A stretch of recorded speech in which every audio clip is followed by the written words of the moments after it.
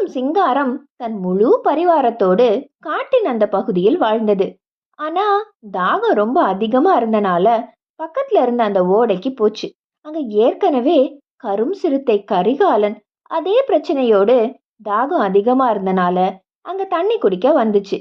ரெண்டு பேருக்குமே தாகம் அதிகம்தான். தண்ணீர் எல்லாருக்கும் பொதுவானது தானே, எல்லாருக்கும் சொந்தம். ஆனா அங்க சிங்கம் சிங்காரம், கரிஞ்சிருத்த கரிகாலன் இவங்கள யாரு முதல்ல தண்ணி குடிக்கணும்னு திடீர்னு சண்டை வந்துச்சு. ஏய் கரிஞ்சிருத்த கரிகாலா, என்கிட்ட வச்சுக்காத! சிங்கம் சிங்காரம் உருமியது. காடே அதிர்ந்தது.